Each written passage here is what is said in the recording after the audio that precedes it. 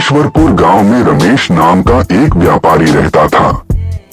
वह बहुत मेहनती था और अपनी छोटी सी दुकान से अच्छा मुनाफा कमा लेता था। गांव में उसकी अच्छी खासी प्रतिष्ठा थी, लेकिन वह हमेशा सोचता कि उसका व्यापार और ज्यादा बढ़े।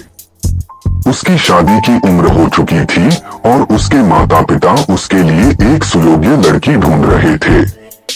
रमेश का एक मित्र था, सुरेश, जो अक्सर ऊंची ऊंची बातें किया करता था। सुरेश का मानना था कि शादी एक सौदा होती है, जिसमें दहेज के रूप में लड़के वालों को लाभ मिलना चाहिए। वह रमेश को हमेशा समझाता कि शादी वही करनी चाहिए जहां अच्छा खासा दहेज मिले। एक अच्छी रकम, गहने और कम से कम एक गधा तो जरूर मांग लेना। रमेश पहले तो हंसा, लेकिन धीरे धीरे सुरेश की बातों में आ गया। उसे लगा कि दहेज लेना कोई बुरी बात नहीं है, बल्कि यह तो उसका अधिकार है। जब उसकी शादी की बातचीत चल रही थी, तो उसने लड़की वालों से दहेज में एक गधा मांगने की जिद पकड़ ली। लड़की के पिता को यह सुनकर बहुत बुरा लगा, लेकिन उन्होंने यह सोचकर कि बेटी की शादी अच्छे घर में हो रही है, एक गधा देने के लिए हाँ कर दी। शादी धूमधाम से हो गई। बारात में ढेर सारे लोग आए और खूब धूमधाम से विवाह संपन्न हुआ। सब कुछ ठीक चल रहा था, लेकिन रमेश को सबसे अधिक खुशी तब हुई जब उसे एक गधा दहेज में मिला। वह बहुत प्रसन्न था और सोच रहा था कि यह गधा उसके व्यापार में बहुत मदद करेगा। शुरू में रमेश ने गधे को बड़े चाव से रखा।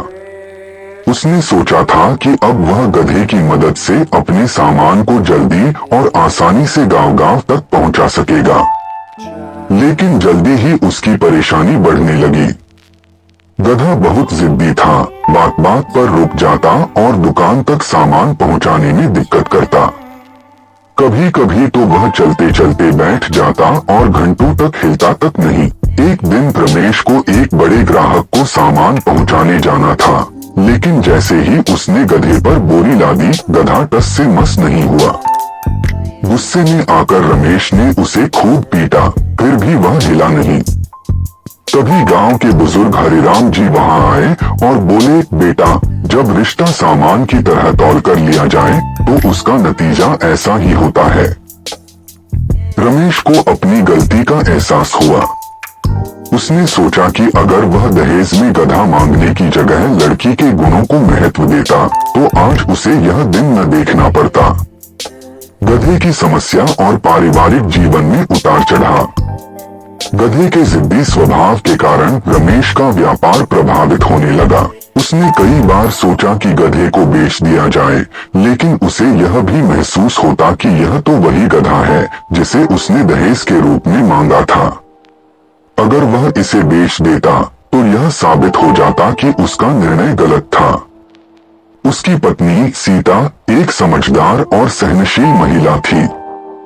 उसने कई बार रमेश को समझाने की कोशिश की कि दहेज मांगना गलत था, लेकिन रमेश को अपनी गलती मानने में संकोच हो रहा था। धीरे धीरे गधे की जिद ने रमेश की मुश्किलें बढ़ा दी। एक दिन रमेश बहुत परेशान होकर अपने दोस्त सुरेश के पास गया और कहा, तूने कहा था कि दहेज में गधा मांगो, इससे फायदा होगा, लेकिन यह तो मेरे लिए सिरदर्द बन गया है। सुरेश ने हंसते हुए कहा, अरे भाई, मैं तो बस यूं ही कह रहा था। दहेज में कुछ भी मिल सकता है, लेकिन असली चीज तो इंसान की समझदारी होती है। यह सुनकर रमेश को और गुस्सा आया। उसने सोचा कि उसके मित्र ने उसे बेवजह गलत रास्ते पर धकेल दिया। एक दिन गधा अचानक बीमार पड़ गया। उसने खाना पीना छोड़ दिया और कुछ ही दिनों में मर गया। रमेश को यह देखकर झटका लगा, लेकिन उसे गधे से छुटकारा पाने की राहत भी महसूस हुई। अब रमेश को अपनी गलती पूरी तरह समझ आ गई थी। उसने सोचा कि अगर उसने शादी में दहेज की मांग नहीं की होती तो शायद यह दिन न देखना पड़ता। उसने अपनी पत्नी से माफी मांगी और प्रतिज्ञा की कि वह कभी किसी से दहेज की मांग नहीं करेगा। उसके बाद उसने गांव के लोगों को भी दहेज के दुष्परिणामों के बारे में समझाना शुरू किया। धीरे धीरे गांव में भी लोगों की सोच बदलने लगी। कहानी की सीख। इस कहानी से यह सीख मिलती है कि दहेज लेना न सिर्फ गलत है बल्कि यह कई बार ऐसा बोझ बन जाता है जो जिंदगी भर पछतावे के रूप में बना रहता है। शादी में प्यार, विश्वास और आपसी सम्मान ही सबसे बड़े धन होते हैं।